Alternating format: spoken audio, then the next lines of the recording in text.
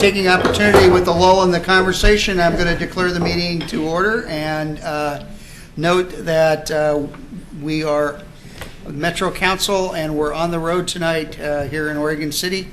I want to thank, first of all, the staff and the elected officials from Oregon City for allowing us to use this very nice facility to conduct our meeting tonight. This is part of an effort that we're making, particularly this year, but I suspect will go on into the future, where we're trying to get out and about and visit the city halls and county council chambers around the region to conduct our meetings so that people can have a chance to see us more up close and personal and not have to come trekking all the way down to Metro to see what's going on. So we have been around the region, and Oregon City is our stop tonight.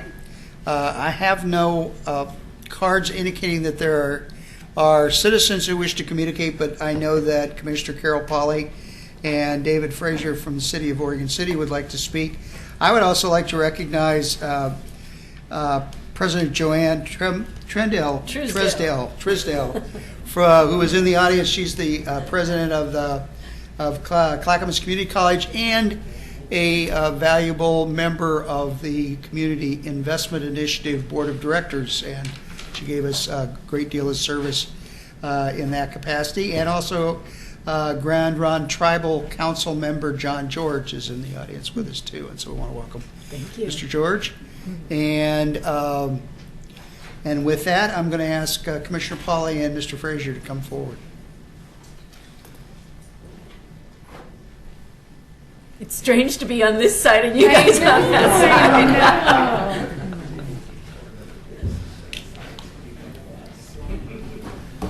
side. All right. Well, I want to, Tom, President, and officers, or that's the wrong word anyway, I want to enthusiastically welcome you to Oregon City Commission Chambers. And it seems very appropriate for you to be here, since we share the same space in Oregon City in a lot of areas. The Conemaugh Bluffs, Newell Creek Canyon, and of course the Willamette Falls Legacy Project. And speaking of the Willamette Falls Legacy Project, we had our first reading last night, and it was approved. Good. Unanimously. Thank you. I can't believe you did that without me being here. We did, but you were there in spirit. So that was much appreciated. So thank you for all your support.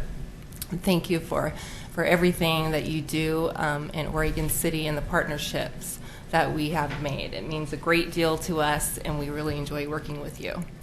So I would like to introduce you to our city manager, David Frazier. Of course, you know him. Yeah. Thank you, Carol. Thank you all again for being here. You know, it was 3 years ago, a little over 3 years ago, that one of your staff, Kathleen Brennan Hunter, who I know is no longer directly involved with the Willamette Falls Legacy Project, came to my office, and we sat down and had a talk about the Willamette Falls. And the mill had only been closed for a short period, and we're all still in that reeling mode where you're kind of, you know, there's that panic and all these things, because we knew at some point, we were pretty confident the mill was going to go through this transition. We just didn't, we thought it was a couple of years away. And so there was this panic, and of course out of that comes this amazing partnership and amalgamation of that. But your staff, and I want to also thank Martha Bennett, my peer, they have been remarkable. I've been in city government almost 30 years, and I've never seen a stronger, more resilient, more vibrant partnership than the ones we've had with your staff. And I'm talking about me and my staff. I know the partnership extends beyond us to the elected level, because I see that at our partnership meetings where many of you have attended. But I also want to thank personally Jim Desmond, again, Kathleen Brennan Hunter, Hope Whitney, Hillary Wilton, and Noah Siegel. Shortly after that visit, Hillary and Hope and Kathleen and Jim and I and Tony Conkle, our community development director, all got on a van that Metro provided, and we drove up to the Seattle metro area, and along the way we stopped at several cities to find out what they'd done right with waterfront projects and what they'd done wrong and what they'd learned and what we should avoid. And we found consistently that political fragmentation, elections, things that happened, a lack of four quality values that people can embrace, things like that we brought from that reconnaissance trip in that van back to our jurisdictions and started using the lessons that we had learned from that reconnaissance to develop the plan that we have now, is what got us here. And anyway, I'm just so proud of that partnership, and I want to thank those staff and tell you guys have a remarkable team there. And we're so grateful. We're benefiting from it. It's a regional government that works for us, and we're working together to make Oregon a better place. So thank you so much. Thank you. Thank you. Welcome again. Catherine. I was Councilor wondering, Harrington. either through Mr. Frazier or perhaps Councilor Collette, if you could remind all of us where we could find information on the Willamette Falls Master Plan. Well, absolutely. Let's see. Is this Councilor just Collette. on or? I think probably most of the people in this room know, but it's at rediscoverthefalls.com. And I did bring in a couple of our new brochures on the project that I think, unfortunately for her, still have Christina's phone number on them. But we'll fix that in the next round. But really, this is such an exciting project, and you can learn more about it at rediscoverthefalls.com. Thank you very much. A bit of housework that I forgot to do as we started the meeting. We are actually 7 in number rather than the 5 that you see tonight. And Councilor Stacy and Chase are both excused from the meeting tonight because they're attending to other responsibilities.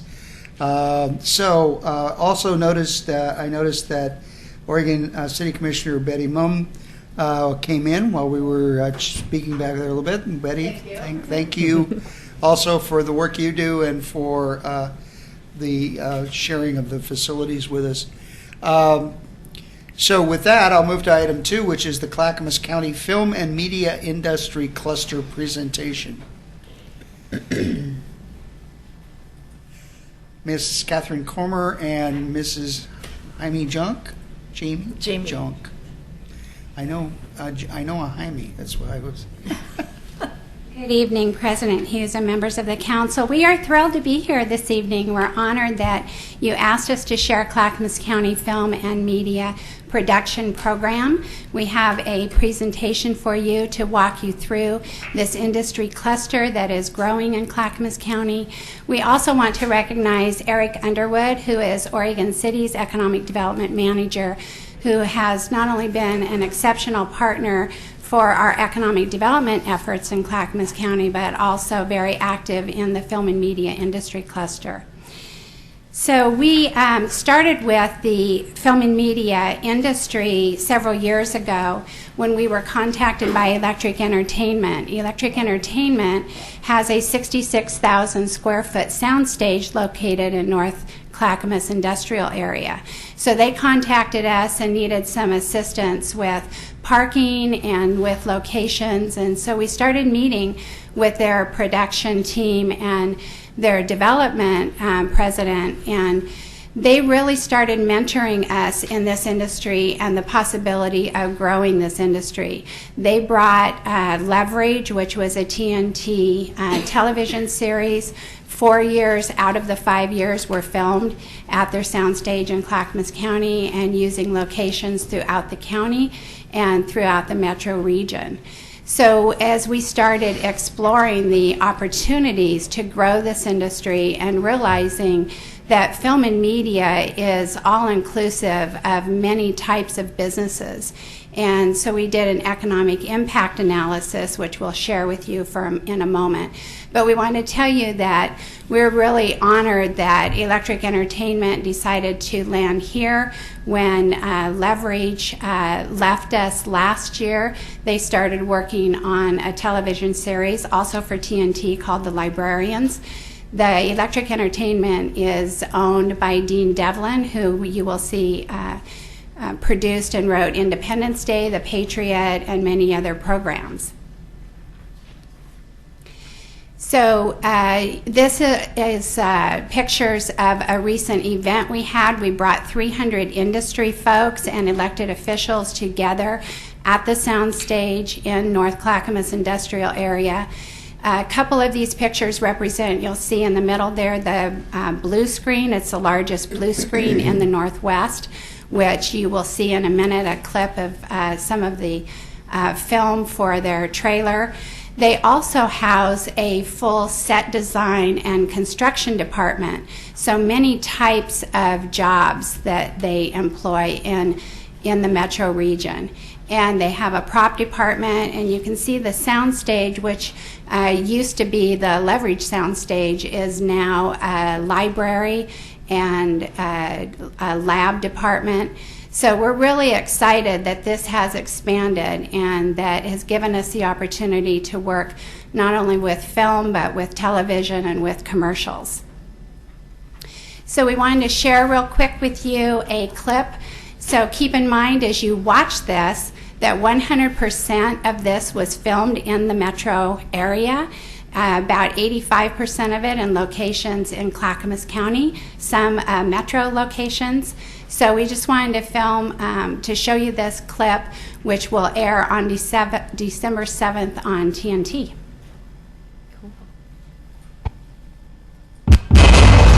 You are about to begin a wondrous adventure from which you will never be the same. Welcome to the library.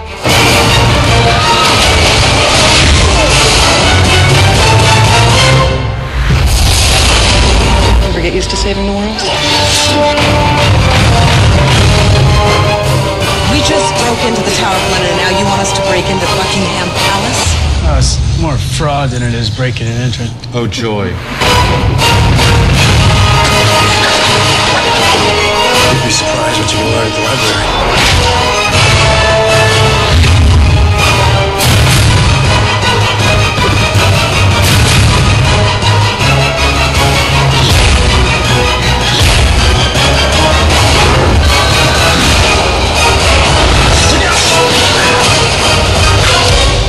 And this is where we run. Go!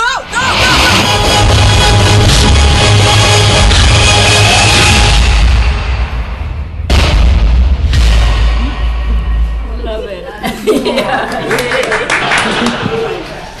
Can I just take this out? We need to go back to the... That's badass. We had technical issues. So we want to thank you again for the assistance with filming locations. It keeps this business within our metro area. And I think that the shot where they were jumping off was MacGyver Park. And we have had some interesting requests. We have had a request for the Vatican. We've had a request for a nuclear reaction facility. And so we never know what they're going to call and say, this is what we're filming this week. Can you find us a location? So a little bit about the Clackamas County. As I said, this is an emerging cluster. We have 11 key industries in Clackamas County, film and media production as an emerging cluster. You can see that has an impact of over 200 million. These are our 2010 numbers, and 47,000 direct jobs. The film and media industry, a lot of times we talk about the film, but it is also all digital media. And we have great partners throughout this industry. One of them you see here is Super Genius, and it's really great that President Truesdale is here because we wanted to talk about the partnerships that we have with the college and with workforce development. A couple of years ago, we started looking at how we can expand the industry and what workforce needs. And we were told that there was a need for motion capture, which, as you could see here, is the digital creation, and it's movies like Avatar that use this, and its ability to put a human in a suit with a contact with a computer so that it actually picks up human movements. And it's the latest technology that far exceeds the old comic days where they were drawing every motion. And so we partnered with Clackamas Community College and with the County Public and Government Affairs through the county cable franchise fees to use public education government grant dollars to purchase motion capture. So the college now has the first motion capture training facility in the state of Oregon. And it has been a huge success. The classes have been full. It has been a fantastic partnership. And again, bringing together our local industry partners with Super Genius, who are video game developers. They are actually helping to teach the classes. So we are very thankful for this kind of partnership. And again, growing this digital media industry is far beyond just the film and television. It is the editing businesses, and that's where we are taking this now into our effort in growing the individual businesses. Well, great. A few of the productions that Clackamas County and the Portland Metro region has seen over the years has been The Librarians. Again, we filmed primarily in the Clackamas area. However, they did do some shots, like the Vatican was actually down at the Portland Library. So, you know, we like sharing some of our productions. Grimm, based in Portland area, they film out here constantly. As a matter of fact, they're filming again. Wild, which is the Reese Witherspoon movie, which was going to air this month, October, November, was filmed a lot in the Clackamas County area, a lot of our parks and out spaces.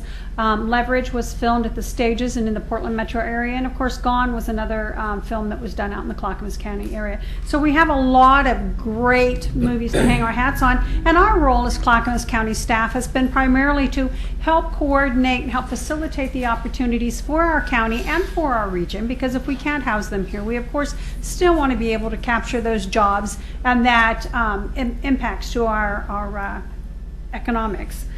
So we do a lot of scene finding for them, whether it's a wooded area for werewolves to run through, like in Grimm. Our very first episode of Grimm was filmed in Barton Park, Clackamas County-owned park. Whether it's locations for vampires to fall in love in Twilight, they filmed right up at Stone Cliff where they had their first kiss. And then, or if it's a bridge that's patrolled by a giant troll. Now, we didn't provide the troll. I'm sure media digitation will do that, but we did provide the bridge.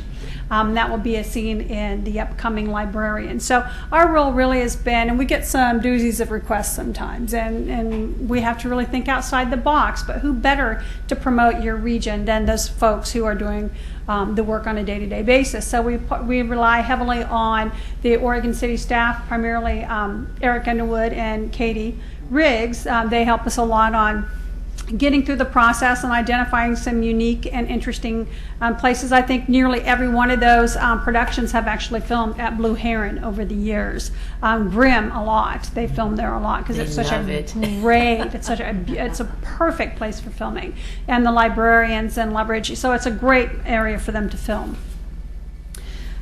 So while we started conducting our outreach, as Catherine said, you know, the best way for us to really understand the industry is to get out there and work with the film and media industry. We worked with a lot of the graphic designers, the gamers, the production companies, and we got a good feel for those, the Funnelbox and the Super Genius and the Dark Horse Comics. We really got an opportunity to work with them and really understood what their needs were. But, you know, the filming and television and commercials is a whole different world for us. So we had a chance to kind of say to a group of different folks in the industry, producers and filmmakers, you know, what is your biggest challenge? And they said one of their biggest challenges is, if I want to film in 5 different communities, we have 5 different processes we have to go through. We have to film in Oregon City and Canby and Molalla, and everybody may or may not have a different procedure, a different permit, a different way of doing business.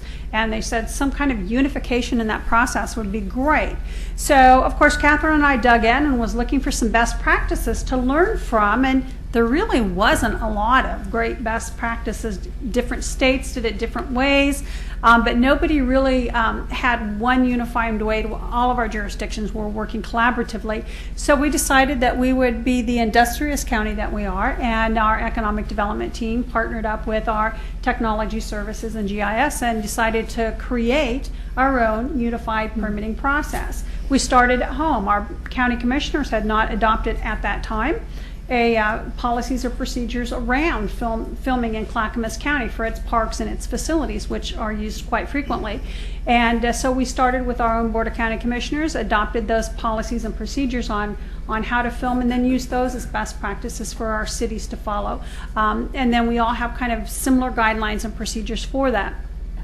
Which was wonderful. We've also updated the Governor's Office on Film and Television has a database they have called Real Scouts, and a lot of the data on there was really outdated. So one of the first things that we had done, working with the college on an internship, we brought somebody in through their program and had them work on updating our database, working with our economic development partners and our chambers of commerce and all of our other great partners in our communities, and updated that database with some new fresh photos and contact information.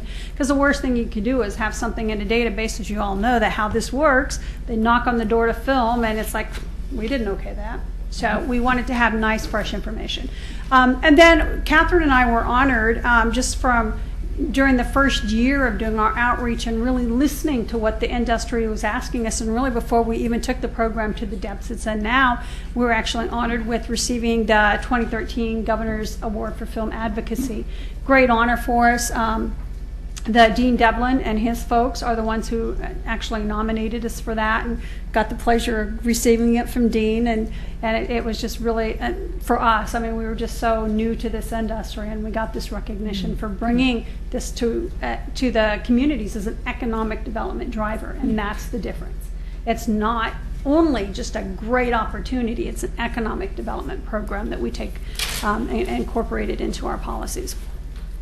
So one thing that we did is created this great, like I said, an online permitting process. We wanted an easy, simple to use program that any location scout or production company could get on there, fill it out, and we'd all know where they want to film at. So the way it's designed, and due to time, we didn't really get an opportunity to bring it up today, but we are going to provide the link so you can get on there and take a look at it.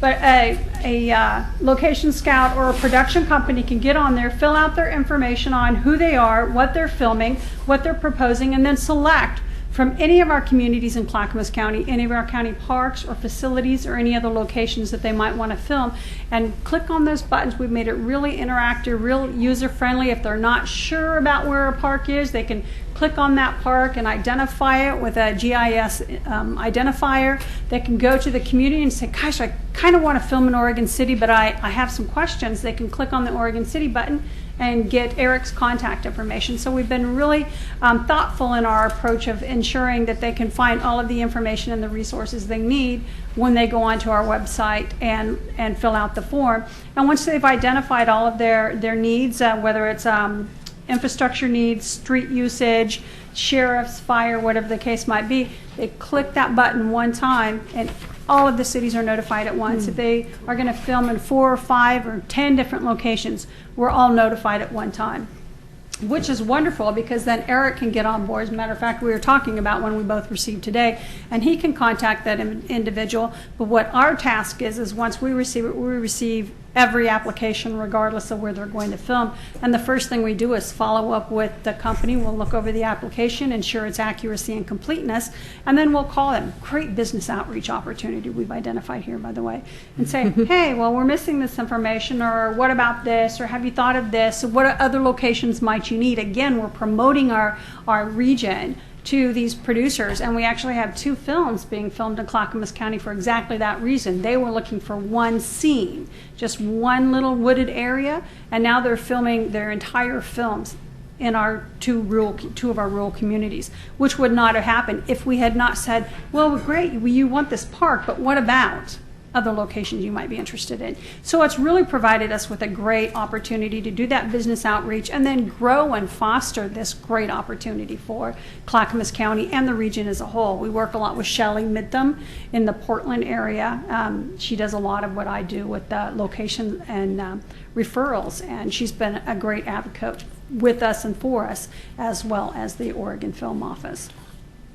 So that's the link to our permit. I mean, I'd encourage you to get on there, test it out, take a look at it. It's a great resource. Share it with other communities in the region. We'd be more than happy to talk to them about how we did it.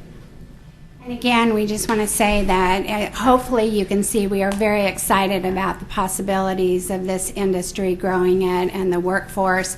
And again, we just want to mention the work that has been done at Clackamas Community College and Andy Mingo and the digital media to really produce a workforce for these businesses. So thank you again for having us this evening. We appreciate it. Happy to take any questions if you have any. Any questions? I would make the comment that, it struck me as you were talking about what you've done to expand this economic development opportunity, that it is almost a classic example of how to build an economic opportunity. You identify the targets within the cluster that you're looking at. You approach them and say, what would you need to be successful in our communities? And then you work with the communities to try to remove any barriers that they may have inadvertently created in terms of making these companies successful. And then you build a track record of being able to accommodate virtually any kind of variety that they need in terms of what they do. And you can take the success that you've done in films and extend it to other industries, and it works approximately the same way. It's just, it isn't brain surgery, but so many places have difficulty doing it, and I congratulate you for what you've done down here. Other questions or comments from council members? Yes. Just a comment, and that is that I think this is a great example of the kind of cluster that communities can develop an economic base in, even if you don't have the 100-acre flat industrial sites within your boundaries. I mean, you built it in an existing space. You've been just creating those jobs and really nurturing that industry. It's really exciting, and it's also really a very great example, I think, of what Oregon City talks about when they say blue-collar creative. That you sort of went from that, I don't know which came first, the blue-collar creative or your initiative, but really that was the notion that you can build an industry around creativity, and that's what Oregon City has really been trying to nurture a reputation for, and I wanted you guys to present today because I think you're just such stellar examples of so many good new kinds of economic development. Thank you. Thank you. Other questions, comments? Thank you. Thank you very much, folks. My understanding is, while we're on the subject of film, is that there's a film festival coming up in Councilor Harrington. I think you have some information on that. Yes, in fact, Metro has been working with local filmmakers to cover an aspect of our business that isn't necessarily the most elegant, and that is garbage. We are responsible for getting garbage to landfills and other facilities for disposal or recovering energy. And we have a program underway to examine how we're doing that business. So Metro's engaged these local filmmakers in a filmmaking contest to come up with short films about trash and where it goes and what becomes of it and what it could do for the rest of us. Imagine, what can garbage do for you? So we have a film festival coming up in November. It's free on Monday, November 10th, starting at 7 p.m. at the Portland Art Museum. I have left flyers in the back of the room, and folks can certainly find more information on the Metro website, oregonmetro.gov/Let's Talk Trash, or just use our online calendar. And this event is part of the Northwest Film Center's Northwest Filmmakers Festival for all of you film aficionados. So we hope that you'll join us the evening of Monday, November 10th. Thank you. Thank you. And I would call your attention to the fact that Mayor Doug Neely snuck in.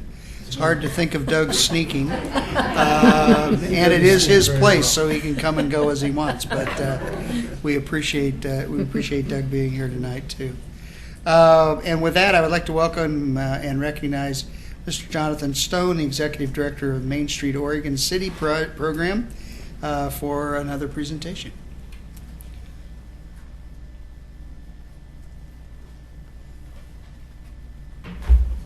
Good evening.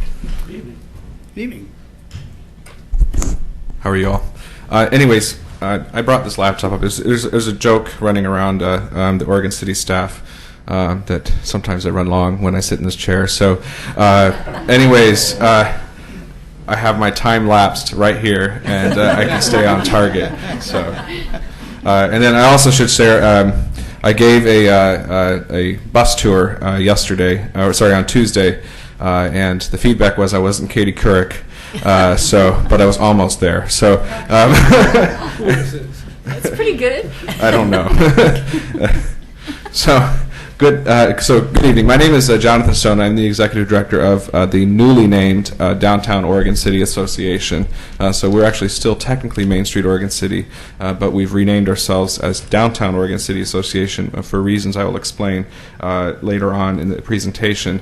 But as many of you know, Oregon City and Downtown Oregon City in particular has come a long way over the past several years and past decade, but in particular the past 5 years has been a real concerted effort to revitalize our downtown.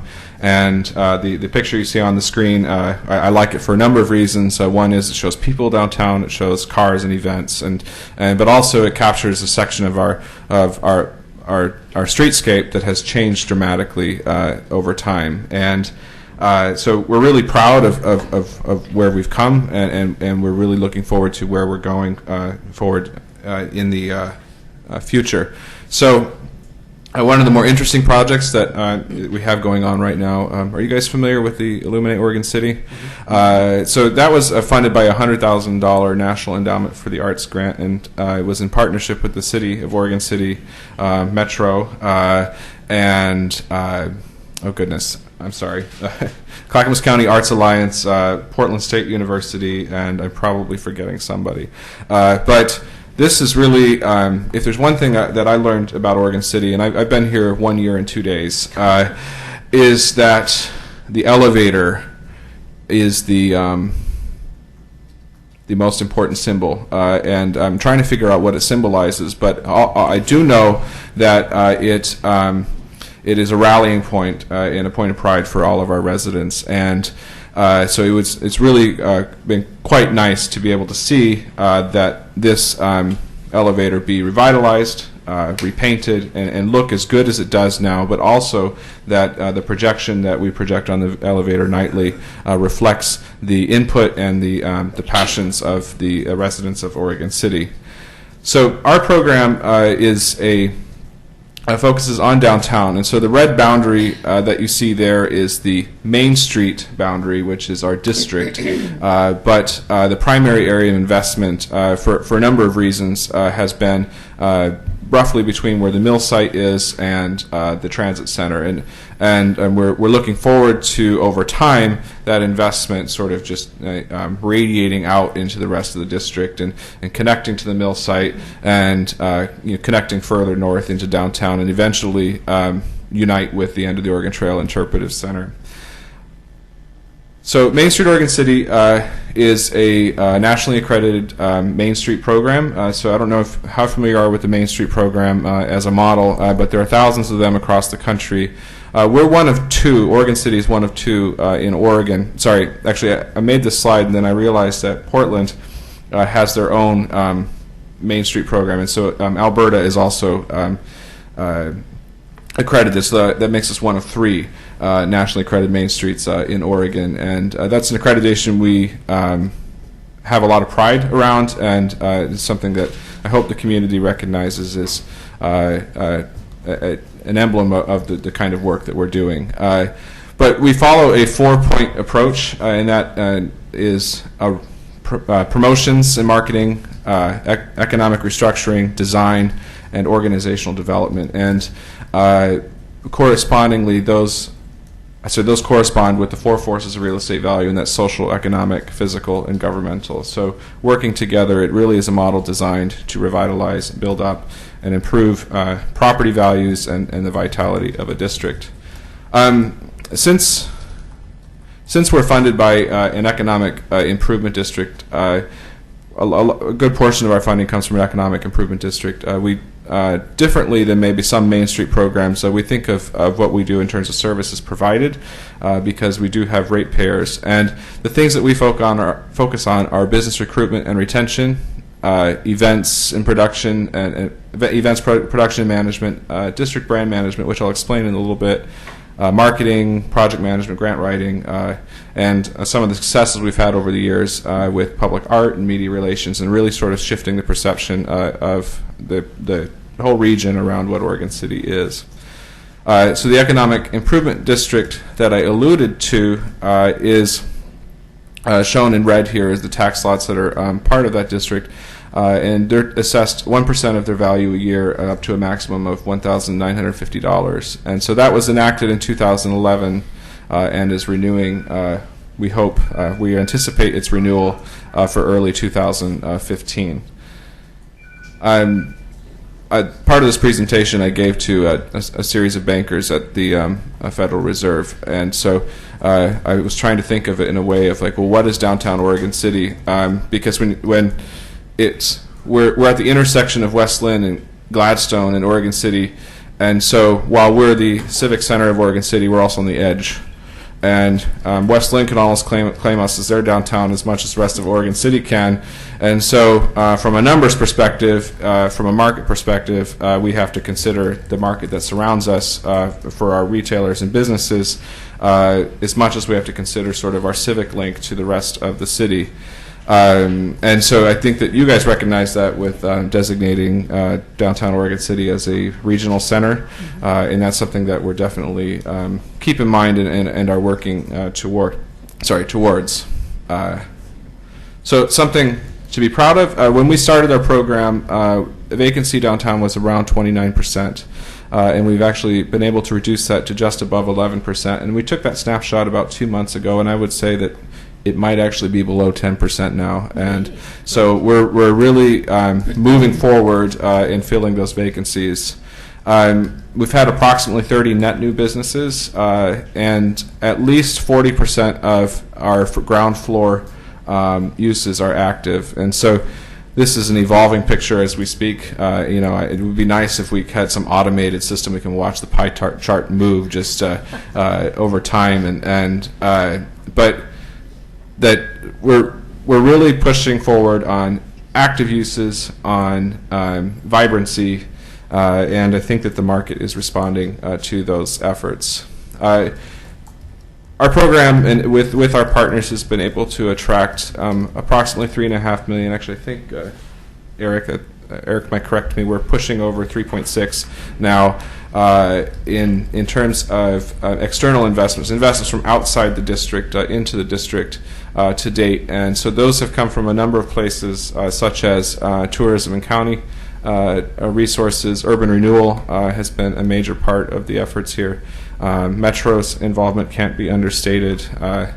And state and ODOT, and then federal with the National Endowment for the Arts. And so with all these resources, we've not only been able to improve our streetscape, improve our traffic flow, improve the building facades, improve the interiors of buildings, improve our marketing, improve our brand. Just many, many things that the dollars that we've been able to bring to downtown have allowed us to do. So currently we have a number of incentive programs, or at least there have been, and to help incentivize development and housing. Business recruitment in the district, and one is urban renewal. And so we have a storefront improvement grant program, an adaptive reuse grant program, and then there are a couple urban renewal-owned development lots that are in our district. And I know Eric, the economic development manager, is working very hard to find appropriate uses and owners for those lots. We also have a vertical housing zone, and so we look forward to being able to take advantage of that within the close-in core to our district. And then, what has really transformed the you guys came up 10th Street, I imagine, up Singer Hill, so you've seen the 10th and Main building there that's just completely different, and these key corners have really been helped along with your involvement, but then also through our funding, through our general fund as a Main Street program, we've been able to institute, bring back micro grant programs for storefront improvement and the like. We've done a lot of work over the past 6 to 9 months on trying to understand what our competitive position was, and we worked with Bill Baker, who is a community branding expert. He's worked all over the world, but fortunately he lives just down the street, so we were able to bend his ear, and what we came up with is this understanding that downtown Oregon City, and Oregon City by extension, is what's most important about it is its small town feel, and that someday we hope it's a relaxed destination for people of the region and of tourism, but that we can't lose sight of the fact that we are the living room of Oregon City, and that Oregon City and downtown, by extension, was a principal part in the Pacific Northwest's cultural heritage. So that's, it's not a vision, it's something a little different, but it's really how our organization is approaching downtown moving forward. And so from a development perspective, we see increased dining and shopping variety, but also looking at ways to improve public and cultural events, ways to enhance the small town feel, and bring out the history, and improve recreational opportunities. And Blaine, I saw you in there, biking and everything is all a part of that. So our values, we're family friendly, we're independent, we like authenticity, but we can't forget our entrepreneurial spirit and our ability to reinvent and to come and to rebound, and the mill is certainly an example of that. So our organization has a number of 5-year objectives, and I alluded to some of them, but I'm hoping that we're well on the way to reducing our vacancy rate to lower than 5%. It'll be a happy day when everybody has a waiting list, and that we have an active first floor and a vibrant district. Part of that is housing units within the district we see as a real opportunity.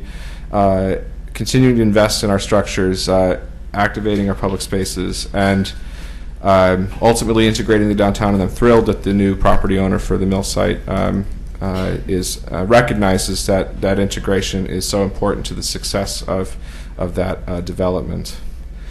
We do have some challenges, which gives us work to do, right?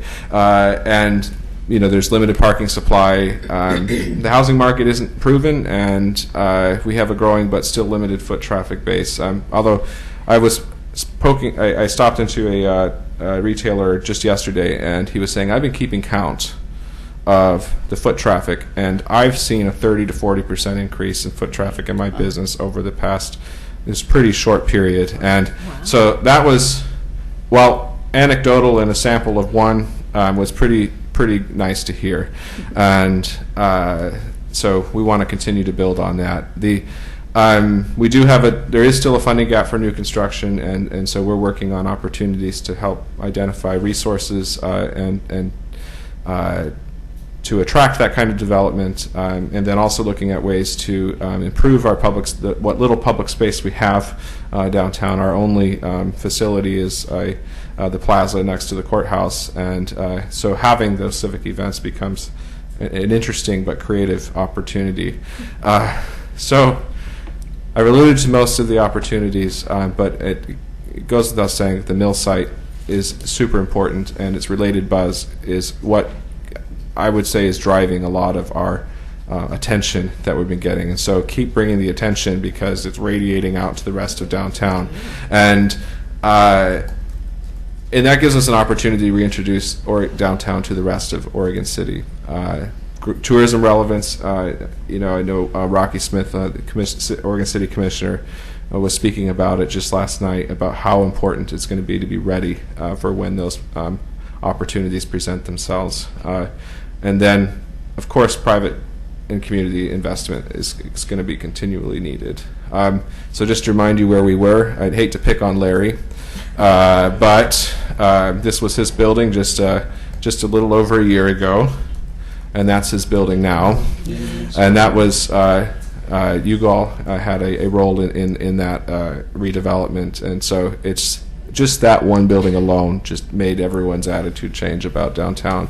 And then also the recently finished 10th and Main building, which I've gotten so many compliments about, and it makes an impressive gateway to the rest of the city. So that's my presentation. Do you have any questions? Yeah. Questions? Yes, Catherine. Go ahead. Catherine has, sorry. Catherine, It's not a question, it's just a comment. go ahead. While I very much appreciate your sharing with us the work that you have ahead and the challenges and so forth, I just wanted to comment that you have so much to be proud of, all of you, for what you have done here. We've had the opportunity, or I have as a member of the council, to see the Oregon City transformation over the number of years. You have a tireless champion in Councilor Collette. That is for sure. But we're all, excuse me, I should only speak for myself. I'm very proud of you. I know I'm not alone as a member of the council, and we continue to be there in learning from you and in being proud of the outcomes and accomplishments that you're making with support from many, but first and foremost through the hard work and dedication that you have here with the city commission, the city staff, all of your business owners, your association. So keep up the great work.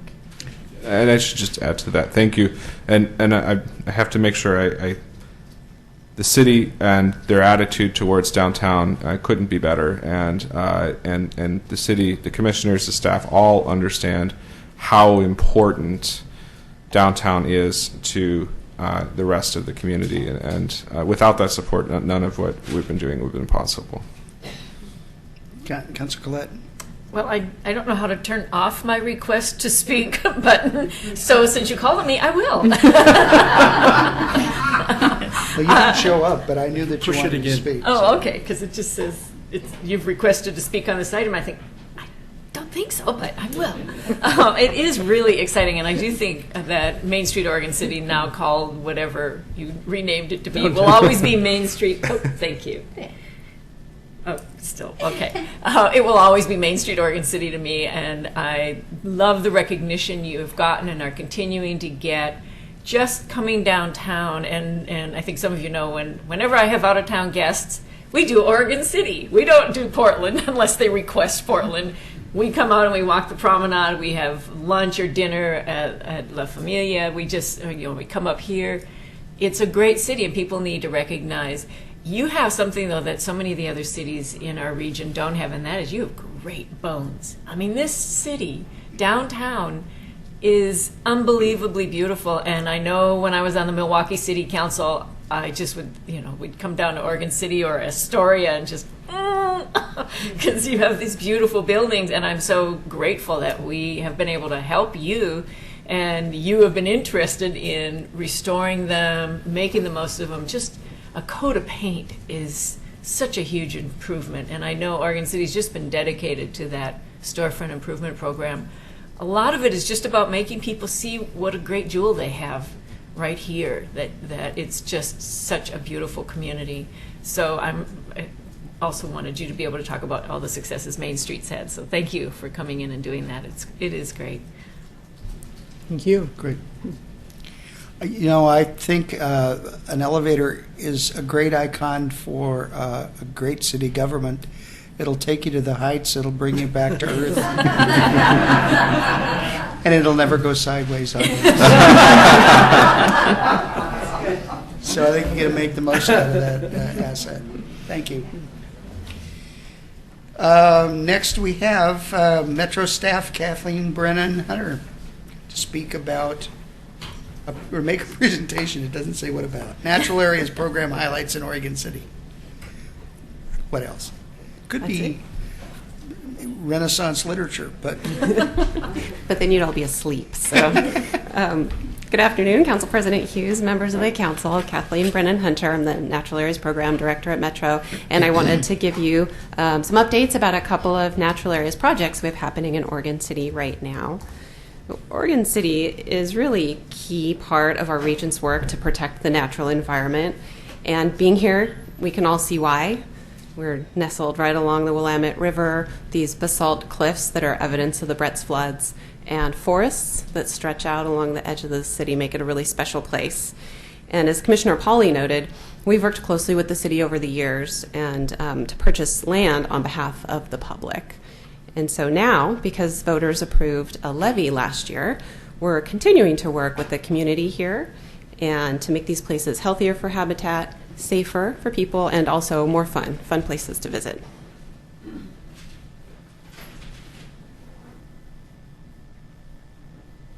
A long list of people have helped protect nature in Oregon City, from city leaders to neighborhood residents who've really worked hard to protect the character of their neighborhoods. And there are way too many people to recognize individually, but I did want to show you this photo. This group is from the Oregon City Service Academy, and they're still looking, well, mostly pretty fresh after a long day's volunteering at Kenema Bluff, and that's where I wanted to start this evening. So those of you who've visited Kenema Bluff on a beautiful day know that it's a really great spot to catch some views of the river or just relax in the forest.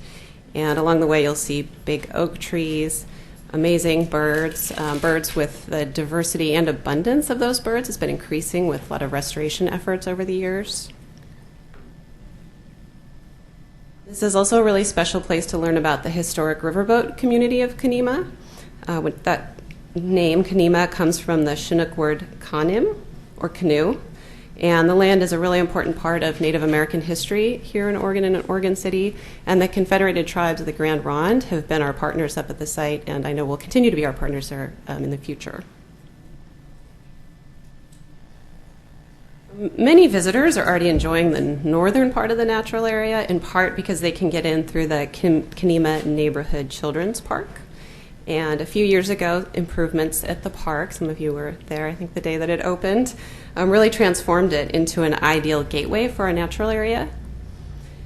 But just a few hundred yards from that play structure that you just saw in the photo, there is a steep cliff that drops down to Highway 99. And we've all agreed that we'd like to provide an overlook just to keep everybody safe. This is a natural place to enjoy this amazing view, but we want to make sure that the resources are protected and that people are safe while they're enjoying that view. And so working with the community, we've arrived at this beautiful solution. The overlook should be built by next fall, and right now we're taking all the steps necessary to make that happen. So Oregon City is reviewing our land use application so that we are meeting all the requirements of the land use and geologic hazard zones, and of course all of the other requirements we need to put this in place. And when the planning is completed, we'll be able to secure the development permits and go ahead and build that out.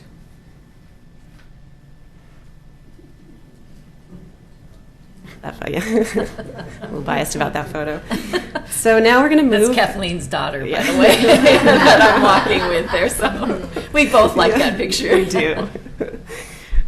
So now we're moving a little bit east to the Newell Creek Canyon. This natural area is tucked between busy Highway 213 and Beaver Creek Road.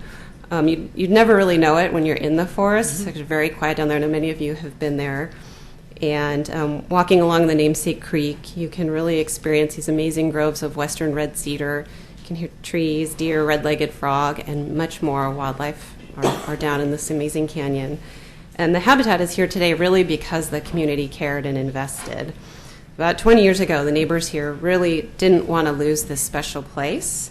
So they walked door to door, campaigning for a regional bond measure in 1995. Newell Creek Canyon was one of our first target areas in that.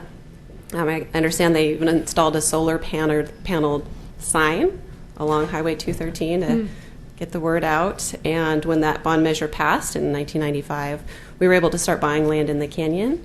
And so today we have about 215 acres there.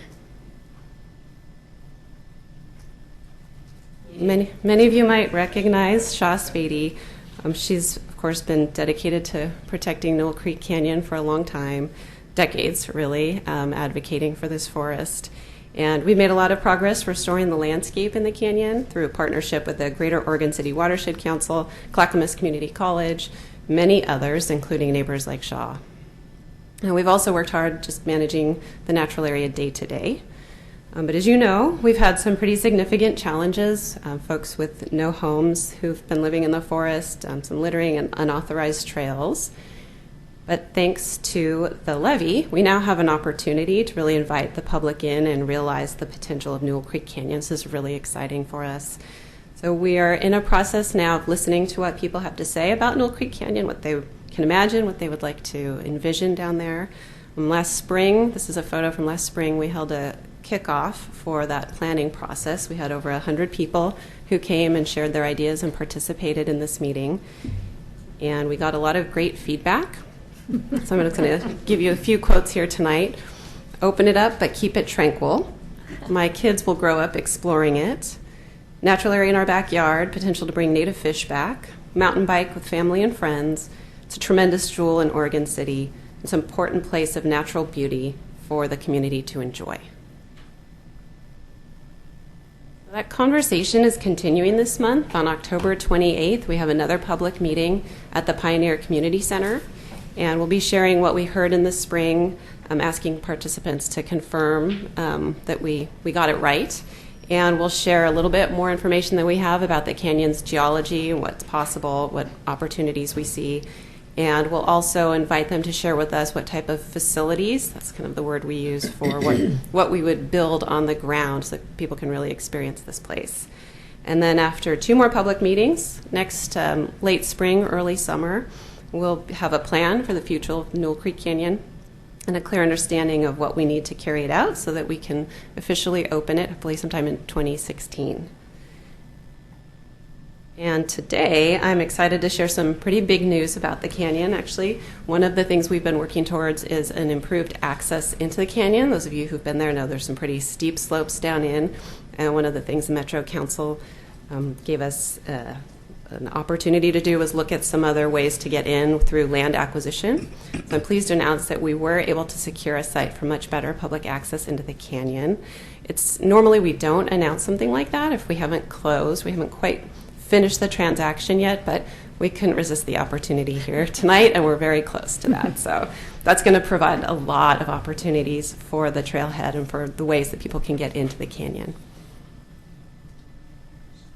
There we go. So the property that you see in yellow in this map is the property that's really going to help us get much better access into the canyon. So I just wanted to close by thanking everyone for giving us the opportunity today for me to come and give you an update about these projects and where we're at. We know that the investments that are being made now are going to continue the strong partnership we've had in Oregon City with a number of partners, the city, the Confederated Tribes of the Grand Ronde, some of the local nonprofits and watershed councils.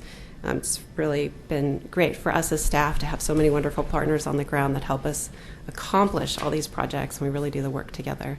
So thank you. Thank you. Questions for Kathleen? I suppose if I turned it there, I'd see. Okay, thank you. Next is item 5 on the agenda, Willamette Falls Legacy Project presentation. I'll introduce Metro staff member Mr. Jim Desmond, who's the Sustainability Center Director for Metro. Council President Hughes, members of the council, Jim Desmond. No trip to Oregon City would obviously be complete without a discussion of Willamette Falls, so I'm here to give you a brief update and then introduce Christina Robertson-Gardner, who's going to talk a little bit in a little more detail about the action that the city's taking, and we'll close with a short film that I think you'll enjoy. I don't need to tell all of you how committed Metro's been to this project, and your political support has been a huge key to getting this as far as it has. So really want to commend all of you, and of course Mayor Neely And we're pleased to see Commissioners Paula and Mum here tonight, and the entire commission's been so supportive, and it's really, that political leadership has really moved this project forward and really converted it from what was a vision into now a real project. We've made that pivot, if you will. You'll be pleased to know that the memorandum of understanding that all of you approved has been signed by all the parties, which is the City of Oregon City, Clackamas County, and Catherine Comer, who's been a key staff member for them, is here, and the State of Oregon, and Roger Roper from State Parks is here as well. And we're all moving forward on that MOU at this point. As you know, the master plan concluded, and you heard from the consultants along the way that it was. We were advised by everybody that the integral first step in this project was to design and develop at least the first phases of the Riverwalk itself. That will allow people to experience the falls, and it'll also allow us to begin the important habitat restoration work along the riverfront itself, which has always been a big driver of Metro's interest in this project. There's nearly half a mile of river frontage there that's never really been treated as habitat since pre-statehood, and that opportunity is very significant. But also the Riverwalk will be the catalytic event that will spur the economic development and help the city and downtown reach the aspirations that Jonathan outlined in his presentation, and in terms of dovetailing all of these goals together. It's really that Riverwalk. So we're underway with that. Hillary Wilton is taking the lead. I'm working with the property owner, and also she and Hope are working with PGE to finalize the real estate interest to get an easement, a formal property interest, so we can move forward on that. We have a scheduled update for the Metro Council in early November, where we will get into the details of where those real estate transactions are in accordance with our normal updating you about complex real estate transactions. So you'll be hearing from us soon on where those are. But I will say, for the members of the public, those negotiations are well underway, and we're reasonably confident that they'll be successfully concluded in a timely manner. We also are planning to begin the design and the engineering of the Riverwalk itself. The first step there will be a request for proposals that we hope to get out by the end of the year. We'll talk to you about that as well.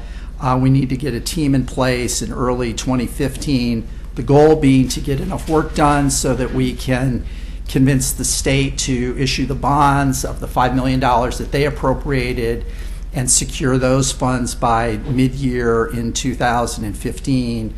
And so all these things are being lined up to achieve those goals.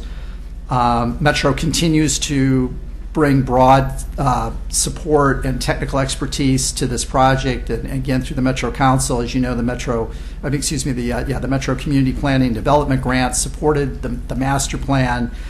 As I mentioned, Hillary's playing the lead role in the negotiations. And Dave Elkin, who is a new planner for my department, a landscape architect, and you all saw his work recently. He was the lead designer of the award-winning stormwater wall at Expo. We, in our continuing ability to steal talent wherever we can find it, including Ellen Wyoming, who was a consultant on this project, we've now also hired Dave Elkin away from Greenworks, and Dave is going to be the lead on the design team, working with the outside consultant groups. I'm also pleased to announce that the county, and I want to thank Catherine and everybody from the county, they have retained lobbyists in Washington, D.C. At the county's expense to advocate for federal funding. Noah and Nikolai and I went and met with the lobbying team. There were two of they were from the Baljanik firm in D.C. who came out, and there was also people from the Baljanik office here. We had a meeting with them and county staff and the city staff, and they're off and running. They're hosting meetings, and just anecdotally, they had an incredible story. They had meetings at EPA with some deputy directors, and they were gathering outside the director's office in a waiting area, and there was a coffee table, and the master plan for the project was on the coffee table at the EPA director's office, which was, I still think that's amazing. I can't quite get over it. But the county's really stepped up with a major contribution to this project through this lobbying effort. And the lobbyists were reasonably optimistic. They said there's a lot of that people know about this project in D.C. They realize its importance for the goals that Jonathan went over for the Main Street development, regional economic development, riverfront transformation, a lot of the goals that the White House and others have. And so that's off and running as well.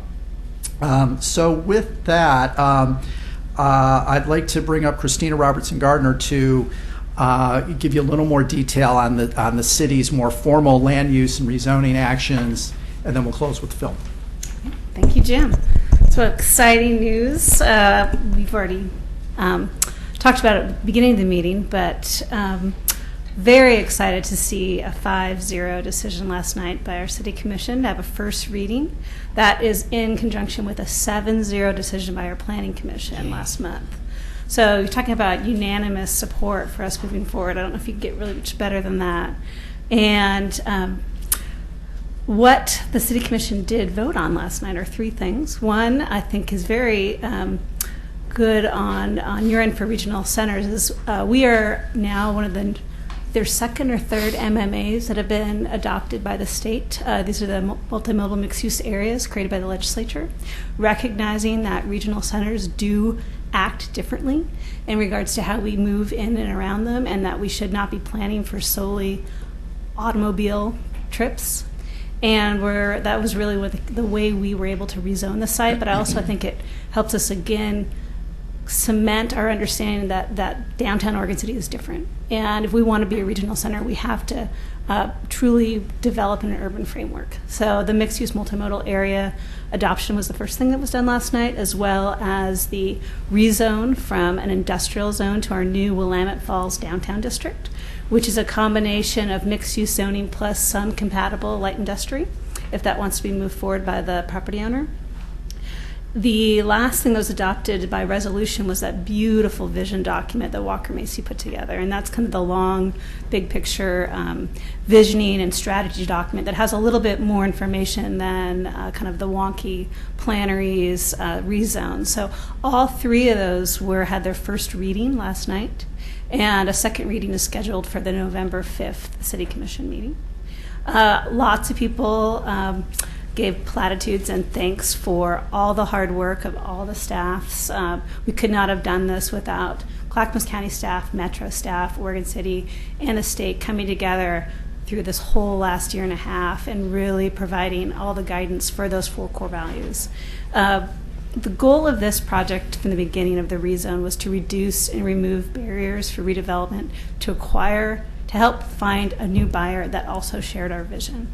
And that was a pretty tall order about a year and a half ago to say, we can do this, right? We can do this. But we knew that we had to create the vision. We had to get out in front of it.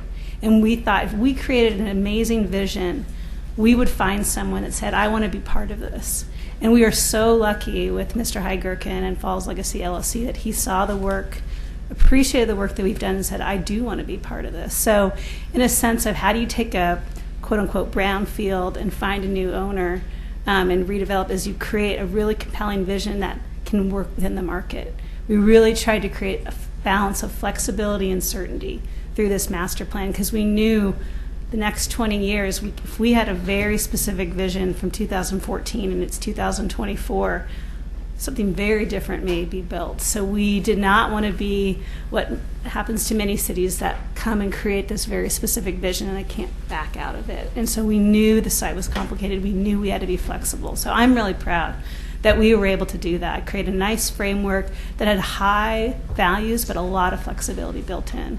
And that's big first step happened last night, and I think a really bold step. And what that really says is to Metro and Unit, we want to move forward. Let's get going on the Riverwalk, because we really think that is the next step to really be a catalytic engine to help get our property owner to reinvest in the property. So if anybody has any questions, Questions? Questions? Got it. Councilor Dirksen, did you have a question? I don't have a question, but I would like to make a comment when the time is appropriate. Comments are appropriate. Okay. I represent District 3, which is Washington County and extreme western Clackamas County. It's a long ways from here. And while we know that this is a great opportunity for Oregon City, a way to restore some of your original downtown and really capture that the historic presence of the falls and the impact it had on Oregon City and the history of Oregon, the rest of the region recognizes how important this is as well.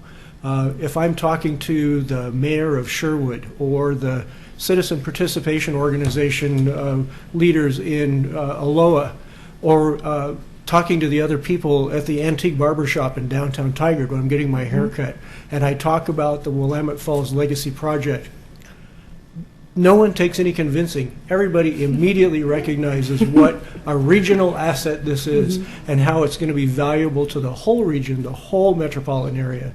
It's not, we don't need to convince anyone. We just need to follow through and show them that we can do what we've said we can do here. Everyone's behind us. The momentum is there. We need to just keep moving forward. It's one of the more exciting things that we've had the opportunity to talk about and be involved in the last few years.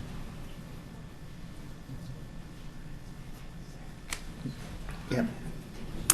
Well, I sure concur with Councilor Dirksen, and of course all of us. I think as Councilor Harrington said, we shouldn't always speak for all of us, but I think I'm pretty confident that we all feel similarly. I just want to say thank you to the city, the community of Oregon City, for being our partners in this and going along on the ride with us. The opportunity here is just amazing. And it's like Councilor Dirksen said, this isn't just an opportunity for Oregon City, but for not only the metro region, but the state of Oregon. I think this has a potential to be one of the most visited sites in the state of Oregon once it gets up and going, more so than Multnomah Falls. So you will be overwhelmed with the number of people coming to visit, and then you can complain about how much traffic you have. We're ready for it. That's a problem that I think we'll be glad to have, and I look forward to it when that occurs. So thank you so much for all that the community's done to help us and work with us and help us make this come to create this wonderful opportunity to restore the falls to the public and be able to see them again. If there are no further comments, I would recognize former mayor. Actually, you don't. You're always. Not quite. who is here. Outgoing Also, mayor. And do we have the And movie? It's time to see the movie. Oh yeah, we have a movie. Got popcorn? Are you ready? I'm ready. Walk down Main Street in Oregon City, and you'll hit a dead end at a complex of hollow industrial buildings. No people, no cars, not even the hum of a machine. Oregon began here. Behind this shell, North America's second most powerful waterfall roars through the Willamette River, carrying salmon and lamprey. For longer than any of us can remember, this has been a sacred place for Native Americans. Generations of workers made flour and wool and paper on this land. But as industry grew, we lost our connection with the force that created it. For more than a century, Willamette Falls has been the most spectacular place we don't visit. That's about to change. The final paper mill closed in 2011. Thousands of Oregonians came together to shape the future of Willamette Falls. They imagined a project that would do justice to the beauty of this place, that would honor the past and speak to the future. With your help, this vision is becoming a reality. Get ready to rediscover the past.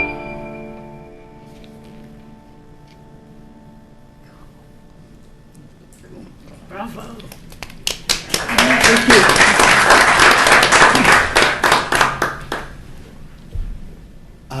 It's pretty awesome, and as one of the two counselors who represents Oregon City on the Metro Council, I can say that I'm very proud of what's happened down here, and I'm anxious as you are probably to get this thing underway and let's get it done.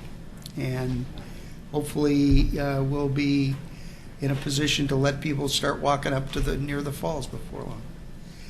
Sir, okay, see you. Why not? Excuse me, President Hughes. My name is William Gifford, and I am the president of the Oregon City Business Alliance. And first of all, of course, I want to thank all of you councilors very much for being here in Oregon City tonight. But I also want to let you know that the owner of the Willamette Falls area, which we've been exploring, is going to be our guest presenter at our next Oregon City Business Alliance meeting. And I would certainly like to invite all of you. We'll be meeting on the 28th. That's Tuesday next.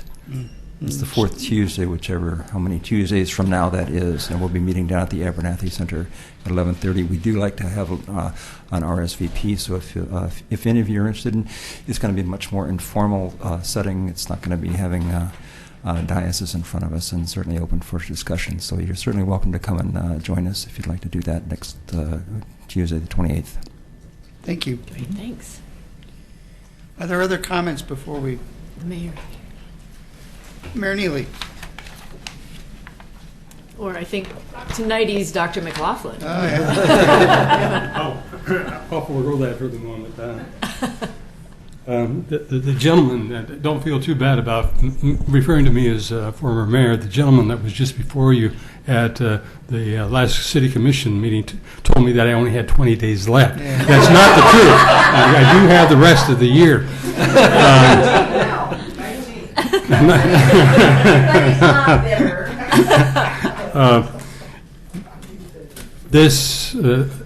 I think this last Wednesday is the most exciting period for several reasons, not the least of which was getting this master plan's first reading. It was, I'd only been serving 1 month when we got the announcement of the bankruptcy, and it is such a great thing for me to have this thing go through during my term in office. But what I wanted to speak to specifically was 2 days after we learned of that, and that was we found out about the same time the workers found out, and that was a 3-day notice that they were filing. I called up Jim Desmond. We got together immediately, and he recognized that there was a tremendous opportunity here. I don't know to what I know he was communicating with all of you, and I don't know that all of you recognized at that point what the tremendous opportunity is. But Jim, right from the onset, and you almost immediately became our #1 partners in this effort. I want to thank you so much for that partnership. It has enabled us to go forward in ways I don't think we could have done otherwise. And of course, we built that partnership beyond that to the state and to Clackamas County. But you were on board almost immediately. Thank you very much. Thank you, Mayor. And for the record, I was correcting myself in referring to Mayor Norris as former mayor. It actually had never occurred to me to think of you as the former mayor. So, you'll finish your term in style here, I think, and you've accomplished a lot, and you followed in pretty big shoes. So you've done a good job of that. I have bigger shoes. When I left and was replaced in Hillsborough, they kept talking about what big shoes he was going to have to fill. I said, I got 7.5. So I just wanted to make a comment as well, because I think, Mayor Neely, it happened during your watch, but it would not have happened without your leadership. You really have been such a strong partner on this, and your whole commission. You guys, this is an act of courage. This is a big project. It was complex. We all looked at it and said, "Holy mackerel," in whatever phrase you have that matches that. But it really was an act of faith on all our parts, and I don't think we could have done it if we hadn't all trusted each other and said, "We've got a great mayor. We've got a great partner in the county. We've got great commission. We've got great staff at all levels." We have the support of the Metro Council. But, it didn't just happen during your watch. It happened because of your watch. So thank you for your strong leadership. I really think almost anybody in the position at that time would have recognized it. Well, I don't know. The upside is huge. The downside was precipitous, and I think that there would have been a lot of people who might have backed away. And you had the courage not to do that, so you had to be congratulated. Okay. I think with that, we'll move on to the next item on the agenda. Do we have minutes to adopt or anything? We have minutes to adopt, okay. Yeah. So I'm gonna call for a motion to consider the October 2nd council minutes. So moved. Moved, and do I have a second? Moved and seconded. All in favor say aye. Aye. Motion passes. Minutes are adopted. Item 7, ordinances. First read, 7.1, ordinance number 14-1344. Ms. Eldridge, could you read the ordinance by title only? Ordinance number 14-1344 for the purpose of amending Metro Code Title 5, Solid Waste, to revise Chapter 5.06, Community Enhancement Programs. And Councilor Collette? Yes, thank you. I remember that. I wanted to just speak to this because this is the Oregon City South Transfer Station, and we last year celebrated 30 years of being a great partner, Oregon City and Metro operating this transfer station. You came to us last year, I think, and said, that 50 cents per ton has been the same pretty much from the beginning. And since 1988, that's generated $4.1 million in community enhancement grants to Oregon City. I see the results all around the city, and I know you do. I've been very proud to sit on that committee and to come and help you select the people who get those awards. Next year, with this vote, if my colleagues join me in voting for it, we will double the enhancement fee to $1, which we think will raise about $250,000 for the next program. So I'm very, very excited to see us taking this step, and I just wanted the opportunity to do it here in Oregon City. We won't be voting on it tonight. This is just the first read, but I did want to be able to make a statement about it. So thank you. However, second read, public hearing, council consideration, and vote are scheduled for Thursday, October 30th. So we're moving ahead. The next item is ordinance number 14-1345. You'll train me yet. Ms. Eldridge, would you read that ordinance by title only? Ordinance number 14-1345 for the purpose of amending Metro Code Chapter 2.04 to update Metro contract policies and procedures. Second read, public hearing, council consideration, and vote are scheduled for Thursday, October 23rd. The next item on our agenda is the Chief Operating Officer's communications. I'd like to call on Chief Operating Officer Martha Bennett for an update. Thank you, Council President Hughes. Before I start, I need to say thank you to the Oregon City staff. They have been tremendous and made it really easy for us to come down here. So thank you, staff. Thanks you also to Nikolai Urson in the council office at Metro for all the work he did and getting the logistics prepared. Second, before I do my items, I want to say it's not lost on me the irony of me nagging you all to get here on time. I did give myself 15 extra minutes, but it wasn't quite enough. I have 5 things to tell you about. First thing I wanted to let you know is that yesterday, Metro planning staff were invited to the West Side Economic Alliance's Land Use Committee to discuss the 2014 Urban Growth Report. The group has gotten several briefings from staff this year, so it wasn't our first visit.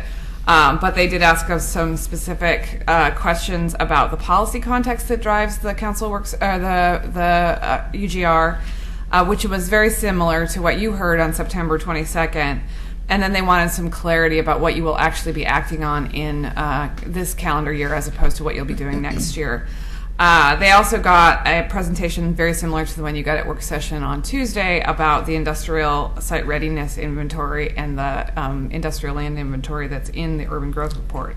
I did want to let you know, it was a very productive conversation, went well, but the West Side Economic Allowance and the home builders are both considering auditing essentially the policy underpinnings of the urban growth report and have hired independent consultants to review that.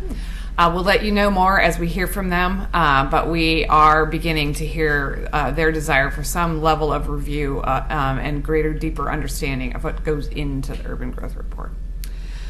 Second thing I wanted to let you know is Kathleen Brennan Hunter gave you an update about a piece of property we bought here in Oregon City, but I learned that I had Metro staff on the first floor trying to cause an earthquake by doing happy dances in the building this afternoon because we've acquired 2 properties on Upper Johnson Creek that we've been after for a long time, the Meade property and the Roberts property, which are, it's written here, the bookends of a 1.2 mile long stretch of Upper Johnson Creek, which has been protected through 7 separate acquisitions and an additional 1,300 feet of tributaries to the main stem of Johnson Creek. So it's really great news.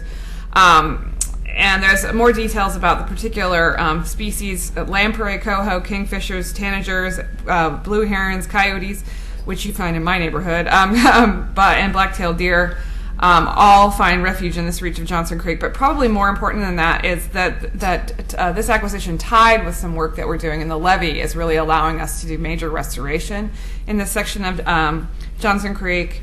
We just wrapped up a piece of work on the stretch in August. We engineered 15 log jams. And I just think about all the things that my grandparents and my parents did to try to remove the log jams that we're now undoing. And 84 large pieces of wood in this new floodplain. So we'll be able to extend this work into the new acquisitions, and we're really excited about the impact of this in terms of improving habitat and water quality on Johnson Creek. Next thing I wanted to let you know is on Tuesday from 10 to noon, we are conducting our biennial all-staff meeting, and this all-staff meeting, to which I hope you're all invited, or you all know you're invited, Marissa Madrigal, who's the Chief Operating Officer at Multnomah County, will be giving a keynote address about her entry into public service. Our theme for this all-staff meeting is the value at Metro of public service, and we're going to be celebrating that. Also doing some table exercises. And then we're also going to be kicking off our charitable giving campaign. And since Jim Desmond's here tonight, I will say thank you to him for chairing this year's charitable giving campaign. Then 2 smaller announcements. First, the lake at Blue Lake Park, the actual Blue Lake, has been reopened. Might be getting a little cold for swimming, but you can now fish and boat at Blue Lake Park because the green algae bloom has gone away. And then last but not least, this weekend is Salmon Homecoming at Oxbow Park, which is one of my favorite events that Metro puts on. So I hope that on Saturday or Sunday, either you or your friends will have time to go out between 11 and 4 and see the returning salmon that go up the Sandy River. And this year's fish run is absolutely amazing. If you've been out at all to any of the tributaries or on the Willamette, or actually many of the other coastal rivers, there's a lot of fish. And so from 11 to 4, we'll have naturalists and programming both Saturday and Sunday. And I'll send you this information for your Facebook pages as well, so you can let people know. Thank you. With that, I am done. Thank you. Council communications.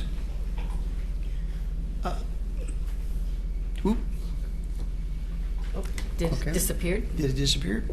No, there we go. So Carlotta first, Sure. and then Craig, and then Catherine. I just wanted to point out a couple of things that you may have driven by on your way through District 2, because I don't get my colleagues down here that often. As you entered Milwaukee, on your right, you saw the construction of Riverfront Park, which Metro has more than $400,000 grant to help with that construction of the park. As you left Milwaukee, you drove under and then alongside of the light rail project, and at the Park Avenue light rail station at the terminus this weekend, we had a tree and native plant planting to reforest that area, and that there were more than 150 people who came out and planted trees and shrubs and native plants to create the greenest light rail station probably in America, probably in the world, why not? But I just wanted to let you know, because you drove through, probably if you came down McLaughlin, those are just a couple of the projects going on in District 2 that you have helped move forward, so thank you. Unfortunately, it was slow enough we could study them in detail. We call that traffic calming. Councilor Dirksen. Thank you. I have 3 things I'd like to share. First, My JPAC Finance Subcommittee met this morning, and we're looking at potential proposals for a transportation package to go before the legislature next year. And this was our third meeting. We had an opportunity to kind of respond to the Oregon Transportation Forum's proposed package and kind of start discussing prioritization and maybe what our advocacy focus should be for the elements of that based on regional needs. And connected to that, Councilor Craddick was with me this morning. Appreciate the comments that she shared there. Tomorrow is the OMPOC, the Oregon Metropolitan Planning Organization Consortium annual retreat in Eugene. I'll be there all day. And a discussion of a potential package for the legislature will be the primary item on that. So the feedback I got from my subcommittee this morning, they actually gave me some instructions on things I should go and ask while I'm there at the consortium meeting tomorrow. Looking for some consensus from around the state and the MPOs from around the state on what might be appropriate for that transportation package. And then finally, another transportation-oriented thing, I wanted to draw my fellow councilors' attention to, excuse me, an email that I had sent earlier this week, which was a forward of a request from the Transportation for America organization. They were looking for support for a proposal for a program to be added to any federal transportation package that might be coming out of the next Congress that is essentially an employer workforce transportation coordination program. And I would ask you to take a look at that information and give me some feedback. T for America would like support from me as JPAC chair and from JPAC, but I need to have feedback from the council as well and make sure that there's a consensus of support from the council as well. So those are my items. Councilor Harrington. Just a couple of items. This morning I attended a joint forum between NAIOP, the National Association of Industrial and Office Parks, and the OMBA, the Oregon Mortgage Bankers Association, on the current and future state of real estate capital. Sounds like a real heady topic, but turns out I'm really glad that I attended. There was much discussion about the state of affairs in capital financing and Fed policy and national or federal politics, but they also touched on what they call the multifamily housing bubble that they see going on throughout the United States. So while this is an Oregon association, many of the panelists as well as participants in the audience participate in the capital structure for development throughout the United States. And so they were sharing their thoughts on that and suggested that we watch or stay tuned to see how things go with the market in San Antonio, Atlanta, and Charlotte. So I just wanted to share that information, that there are some other regions in the country that, like our Portland metropolitan region, are seeing a lot of development of multifamily and mixed-use housing solutions. And so we have some other areas in the country to watch and see how things go for them as well. And then lastly, while I know that, or I anticipate that Councilor Collette will likely be here the evening of November 5th for the City Commission meeting, I'm hoping to entice you or our viewing audience to another affair. On Wednesday evening, November 5th, from 6 to 8 p.m. is the final open house for the Council Creek Regional Trail.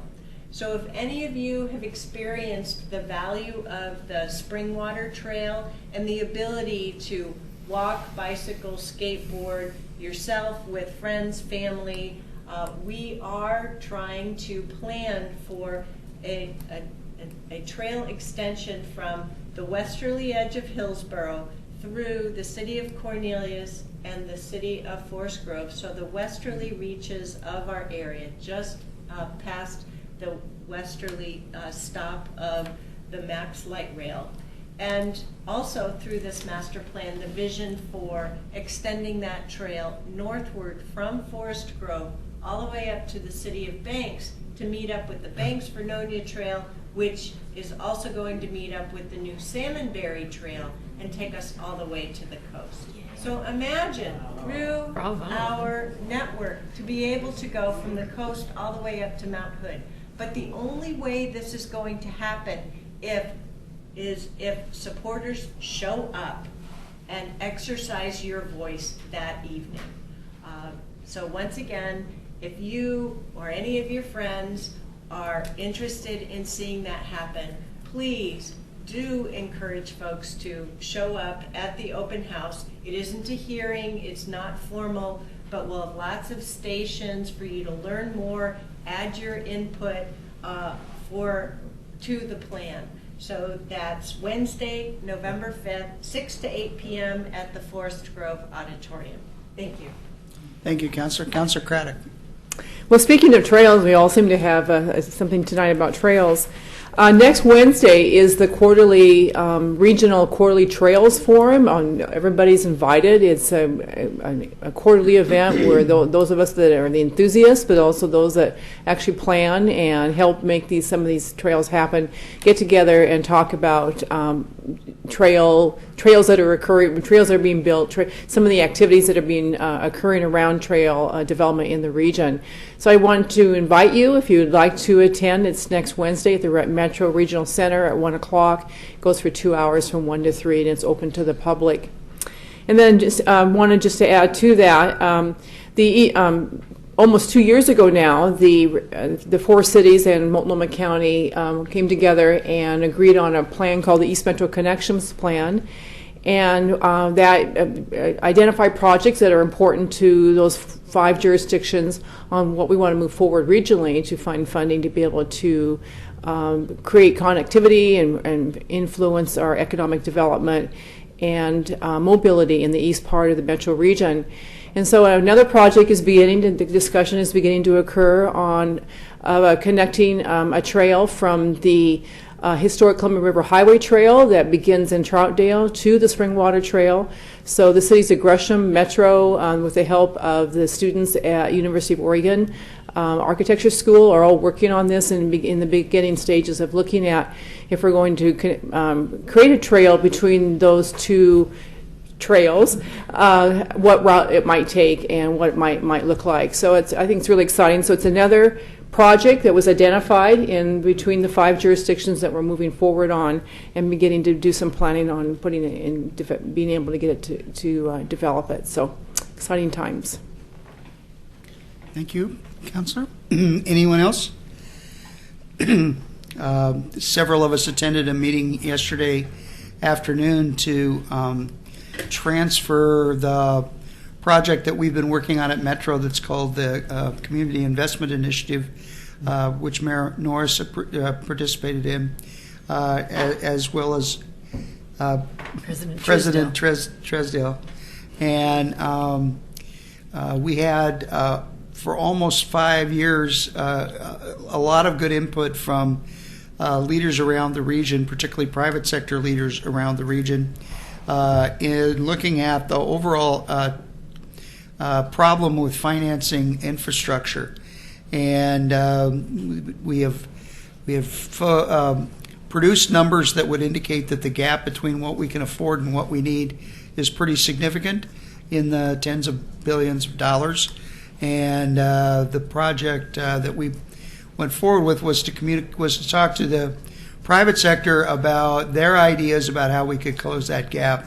We have come out of that project with a number of good ideas, a couple of very good projects, including one which was piloted here in Oregon City on community or development-ready communities, which has now been taken by the Urban Land Institute and is going to be available to all of the communities in the region as a way of making sure that their planning process does not get in the way of development interests, so that as you want to move forward on a project, that you can get the permits and the inspections and the kind of stuff that needs to happen quickly enough to allow that to happen.